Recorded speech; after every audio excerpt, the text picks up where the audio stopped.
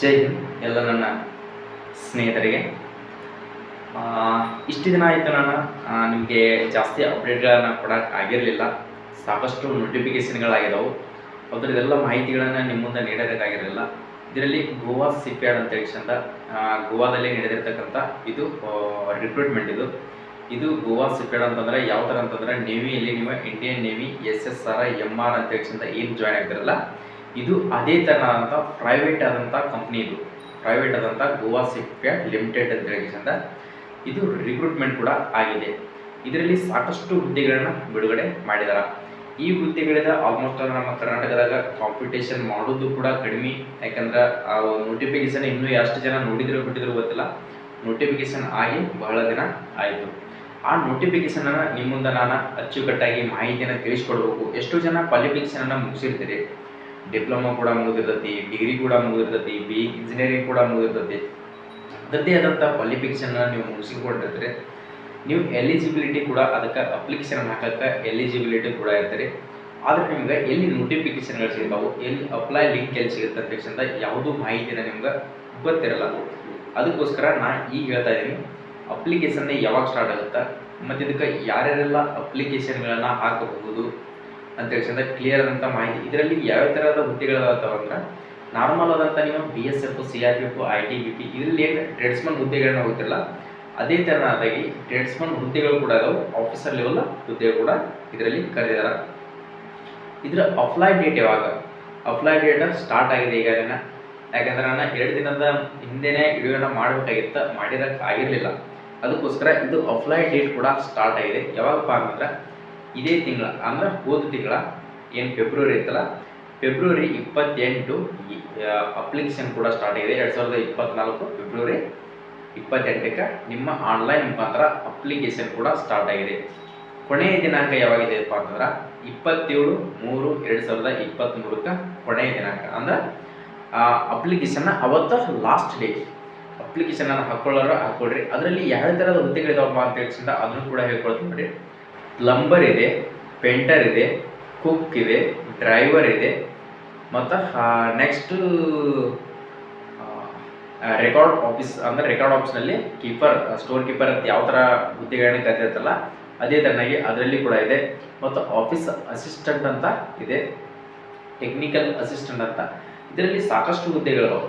ಯಾಕಂದ್ರೆ ಇದಕ್ಕೆ ಎಕ್ಸ್ಪೀರಿಯನ್ಸ್ ಕೂಡ ಕಂಪಲ್ಸರಿ ಇದೆ. ಎಕ್ಸ್ಪೀರಿಯನ್ಸ್ 2 ವರ್ಷ, 1 ವರ್ಷ, 3 ವರ್ಷ ಈ ಥರ ಪ್ರತಿಯೊಂದಕ್ಕೂ ಯಾವುದೇ ಒಂದು ಇದರಲ್ಲಿ ಯಾವ ಪೋಸ್ಟ್ ಆದರೂ ನೀವು ಅಪ್ಲಿಕೇಶನನ್ನು ಹಾಕೋಬೇಕು ಅಂದ್ಕೊಂಡಿದ್ರೆ, ಪ್ರತಿಯೊಂದು ಜಾಬಿಗೆ ನೀವು ಇಷ್ಟು ವರ್ಷ ನಾನು ಇಲ್ಲಿ ಕೆಲಸ ಮಾಡಿದ್ದೀನಿ ಅಂತ ಹೇಳಿಸಿಂದ ಆ ಸರ್ಟಿಫಿಕೇಟ್ ಕಂಪಲ್ಸರಿ ಬೇಕಾಗುತ್ತೆ. ಅದರಲ್ಲಿ GST ನಂಬರ್ ಕೂಡ, ಯಾಕಂದ್ರೆ ನಾರ್ಮಲ್ ಆದಂಥ ಸರ್ಟಿಫಿಕೇಟನ್ನು ಆಗಕ್ಕೆ ಹೋಗಬೇಡ್ರಿ.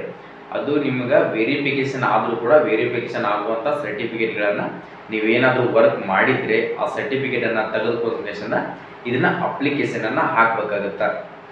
ಸೊ ಬೆಸ್ಟ್ ಇದೆ. ಯಾರಿಗಾದರೂ ಇಂಟ್ರೆಸ್ಟ್ ಇತ್ತಪ್ಪ ಅಂದ್ರೆ ನೋಡಿರಿ, ನಾನು ಡಿಪ್ಲೊಮಾ ಹೇಳ್ತಾ ಇದ್ದೀನಿ. ಡಿಪ್ಲೊಮಾದವರು SSLC ಮುಗಿದವರು ಕೂಡ ಆಗ್ಬೋದು, ITI ಮುಗಿದವರು ಕೂಡ ಆಗ್ಬೋದು, BA, BCom, BSc, BE engineering ಯಾವುದೇ ಪದವಿ ಮುಗಿದಿದ್ರು ಕೂಡ ಇದರಲ್ಲಿ ಅದರದ್ದೇ ಆದಂಥ ಪೋಸ್ಟ್ಗಳು ಇದಾವೆ. ಅದನ್ನು ನಾನು PDF ಅನ್ನು ನಿಮ್ಗೆ ಎಲ್ಲಿ ಸಿಗುತ್ತೆ, ಯಾವ ಥರ ನೀವು ಅದನ್ನು ನೋಡ್ಕೊಂಡ್ರೆ ನಿಮ್ಗೆ ಗೊತ್ತಾಗುತ್ತೆ ಅಂತ ಹೇಳಿಸಲ್ಲ ನಾನು ಕ್ಲಿಯರಾಗಿ ನಿಮ್ಗೆ ತಿಳಿಸ್ಕೊಡ್ತೀನಿ. ಯಾಕಂದರೆ ಎಲ್ಲನೂ ಪ್ರತಿಯೊಂದು ನಿಮ್ಗೆ ಬೋರ್ಡ್ ಮೇಲೆ ಬರೆದು ಹೇಳೋಕೆ ಆಗ್ತಿರಲ್ಲ. ಯಾಕಂದ್ರೆ ನೀವು PDF ಅನ್ನು ಸ್ಟಡಿ ಮಾಡ್ಕೊಂಡಿರಪ್ಪ ಅಂತಂದ್ರೆ ನಿಮ್ಗೆ 100% ಗೊತ್ತೇ ಆಗುತ್ತೆ. ಇದರಲ್ಲಿ ನೋಡ್ಕೊಳ್ರಿ, ಎಕ್ಸ್ಪೀರಿಯನ್ಸ್ ಸರ್ಟಿಫಿಕೇಟ್ಗೆ ಬೇಕಾಗುತ್ತೆ. ಎಕ್ಸ್ಪೀರಿಯನ್ಸ್ ಸರ್ಟಿಫಿಕೇಟ್ ಇವೆಲ್ಲ ಡ್ರೈವರ್ಗೆ ಮತ್ತು ಕುಕ್ ಎಲ್ಲ ಪ್ರತಿಯೊಂದಕ್ಕೂ ಎಕ್ಸ್ಪೀರಿಯನ್ಸ್ ಸರ್ಟಿಫಿಕೇಟ್ ಬೇಕಾಗುತ್ತೆ. ಇದರಿಂದ ಸೆಲೆಕ್ಷನ್ ಪ್ರೋಸೆಸ್ ಯಾವ ಥರ ಇರ್ತದೆ, ಸೆಲೆಕ್ಷನ್ ಪ್ರೋಸೆಸ್ ನೋಡ್ಕೊಳ್ರಿ. ಇದು ಎಲ್ಲ ಎಕ್ಸಾಮ್, ರಿಟರ್ನ್ ಎಕ್ಸಾಮ್ ಇರೋದು ಗೋವಾದಲ್ಲೇ ಎಕ್ಸಾಮ್ ಇರ್ತದೆ. ಇದರಿಂದ ಮೊದಲಿಗೆ ನಿಮ್ಮ ಎಕ್ಸಾಮ್ ಇರ್ತದೆ. ಎಕ್ಸಾಮ್ ಲ್ಯಾಂಗ್ವೇಜ್ ಹೇಳ್ತಾ ಇದ್ದೀನಿ ನೋಡ್ಕೊಳ್ರಿ, ಇಂಗ್ಲೀಷ್ ಹಿಂದಿ ಮಾತ್ರ ಇರ್ತದೆ. ಇಂಗ್ಲೀಷ್ ಹಿಂದಿಯಲ್ಲಿ ಮಾತ್ರ ಎಕ್ಸಾಮ್ ಇರ್ತದೆ. ನೀವು ಕನ್ನಡದವು ಎಕ್ಸಾಮ್ ಇರ್ತಾನೆ ಅಂತ ಹೇಳಿಸಿಂದ ಕೇಳೋಕ್ಕೆ ಹೋಗಬೇಡ್ರಿ. ನೆಕ್ಸ್ಟ್ ಎಕ್ಸಾಮ್ ಮುಗಿದ ನಂತರ ನೀವೇನಾದರೂ ಕ್ವಾಲಿಫೈ ಆದರೆ ನಿಮ್ಮದು ಡಾಕ್ಯುಮೆಂಟ್ ವೆರಿಫಿಕೇಷನನ್ನು ಮಾಡ್ತಾರೆ. ನಾರ್ಮಲ್ ಆದಂಥ ಡಾಕ್ಯುಮೆಂಟ್ ವೆರಿಫಿಕೇಷನ್ ಮಾಡ್ತಾರೆ. ಡಾಕ್ಯುಮೆಂಟ್ ವೆರಿಫಿಕೇಷನ್ ಆದ ನಂತರ ನಿಮ್ದು ಮೆಡಿಕಲ್ ಆಯಿತು, ಉಳಿದು ಇನ್ನಿತರದ ಏನು ಟ್ರೇಡ್ ಟೆಸ್ಟ್ ಆಗುತ್ತಲ್ಲ ಅವೆಲ್ಲ ಆ ನಂತರ ಫಸ್ಟಾಗಿ ನಿಮಗೆ ಅಪ್ಲಿಕೇಶನ್ ಹಾಕಿದ ನಂತರ ನಿಮ್ಗೆ ಪ್ರಿಂಟ್ ಇರುತ್ತೆ. ಆ ಪ್ರಿಂಟ್ ಮುಖಾಂತರ ನಿಮಗೆ ಅಡ್ಮಿಟ್ ಕಾರ್ಡ್ ಬರ್ತದೆ ಒಂದಿಷ್ಟು ದಿನ ಬಿಟ್ಟಿಂದ. ಆ ಅಡ್ಮಿಟ್ ಕಾರ್ಡನ್ನು ಪ್ರತಿಯೊಂದು ಇನ್ಫಾರ್ಮೇಷನನ್ನು ಕೊಡ್ತಾ ಹೋಗ್ತೀನಿ.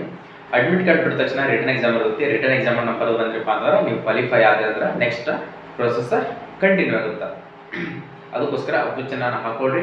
ಈ PDF ಅನ್ನು ಯಾರಾದರೂ ನೋಡ್ಕೋಬೇಕು ಅಂದ್ಕೊಂಡಿದ್ರೆ ನಾ ಹೇಳ್ತಾ ಇದ್ದೀನಿ, ಫಸ್ಟ್ ಆಫ್ ಆಲ್ ನೀವು ಕರ್ನಾಟಕದಾಗ ಟಾಪ್ ಒನ್ ನೀವು ಏನೋ ಒಂದು ಇನ್ಫಾರ್ಮೇಷನ್ಗಳನ್ನ ತಿಳ್ಕೊಬೇಕು ಅನ್ಕೊಂಡಿದ್ರೆ ಪ್ರತಿಯೊಂದು ಹೇಳ್ತಾ ಇದ್ದೇನೆ, ಸ್ಟೇಟ್ ಗೌರ್ಮೆಂಟ್ ಆಗಲಿ, ಸೆಂಟ್ರಲ್ ಗೌರ್ಮೆಂಟ್ ಆಗಲಿ, ಪ್ರೈವೇಟ್ ಆಗಲಿ, ಯಾವುದೇ ಒಂದು ಲಿಮಿಟೆಡ್ ಕಂಪ್ನಿ ಆದರೂ ಕೂಡ ಅದರ ಬಗ್ಗೆ ನಿಮ್ಗೆ ಜಾಬಿಗೆ ಯೂಸ್ ಆಗ್ತಿತ್ತಪ್ಪ ಅಂದ್ರೆ 100% ನಾನು ನೀಡ್ತಾ ಹೋಗ್ತೀನಿ. ಪ್ರತಿಯೊಂದು ಇನ್ಫಾರ್ಮೇಷನ್, ಯಾವುದೂ ಇನ್ಫಾರ್ಮೇಷನ್ ಕೂಡ ಮಿಸ್ ಮಾಡಲ್ಲ. ಅದು ಇವತ್ತು ಲೋಯೆಸ್ಟ್ ಇದ್ರು, ಹೈಯೆಸ್ಟ್ ಆಫೀಸರ್ ಇದ್ರು ಕೂಡ ಪರವಾಗಿಲ್ಲ, ಟ್ರೇಡ್ಸ್ಮನ್ ಇದ್ರು ಕೂಡ ಪರವಾಗಿಲ್ಲ, ಆ ಮಾಹಿತಿಗಳನ್ನ ನಿಮ್ಮ ಮುಂದೆ ಕೊಡ್ತಾ ಹೋಗ್ತೀನಿ. ಯಾರಾದರೂ ನಮ್ಮ ವಿಡಿಯೋಗಳನ್ನ ಹೊಸದಾಗಿ ನೋಡ್ತಾ ಇದ್ರೆ ಈಗ ನನ್ನ ಡಿಸ್ಕ್ರಿಪ್ಷನ್ ಬಾಕ್ಸ್ನಾಗ ನಿಮ್ಮ ಟೆಲಿಗ್ರಾಮ್ ಲಿಂಕನ್ನು ಕೊಟ್ಟಿರ್ತೀನಿ, ಅಲ್ಲಿ ಹೋಗಿ ಜಾಯ್ನ್ ಆಗಿ. ಈ PDF ಅನ್ನು ನಾನು 100% ಅಲ್ಲಿ ನಿಮ್ಗೆ ಶೇರನ್ನು ಮಾಡಿದ್ದೀನಿ, ಅದನ್ನು ಹೋಗಿ ನೋಡ್ಕೊಡ್ರಿ. ನೀವು PDF ಅನ್ನು ಡೌನ್ಲೋಡ್ ಮಾಡ್ಕೊಂತ ಅದರಲ್ಲಿ ಯಾವ ಥರ ಇದೆ ಅಂತ ತಕ್ಷಣ ಆ PDF ಅನ್ನು ನೋಡ್ಕೊಂಡ್ರಪ್ಪ ಅಂತಂದ್ರೆ ನಿಮಗೂ ಕೂಡ ಕ್ಲಿಯರಿಟಿ ಸಿಗುತ್ತೆ. ಆ PDF ಅನ್ನು ನೋಡ್ಕೊಡ್ರಿ. ಯಾರಾದರೂ ನಮ್ಮ ಹೊಸದಾಗಿ ನಮ್ಮ ಯೂಟ್ಯೂಬ್ ಚಾನಲ್ಗೆ ಜಾಯ್ನ್ ಆಗಿದ್ರೆ ಲೈಕ್ ಮಾಡಿರಿ, ಈ ವಿಡಿಯೋನ ಪ್ರತಿಯೊಬ್ಬರಿಗೆ ಶೇರ್ ಮಾಡಿರಿ, ಶೇರ್ ಮಾಡೋದನ್ನ ಮರೆಯಕೋಬೇಡಿ. ಸಬ್ಸ್ಕ್ರೈಬ್ ಮಾಡ್ಕೊಡ್ರಿ. ನೀವು ಸಬ್ಸ್ಕ್ರೈಬ್ ಮಾಡೋದ್ರಪ್ಪ ಅಂತಂದ್ರೆ ನಾವು ಕೊಡುವಂಥ ಪ್ರತಿಯೊಂದು ಏನು ಇನ್ಫಾರ್ಮೇಷನ್ ಇದಾವ ನಿಮ್ಮ ಮುಂದೆ ಬರ್ತಾ ಇರ್ತಾವೆ. ಇದೇ ಥರ ಡೈಲಿ ಇನ್ಫಾರ್ಮೇಷನ್ ಕೊಡ್ತಾ ಹೋಗ್ತೀನಿ. ಸೊ ನೆಕ್ಸ್ಟ್ ವಿಡಿಯೋದಲ್ಲಿ ಬರೋಣ. ಜೈ ಹಿಂದ್, ಜೈ ಕನ್ನಡ.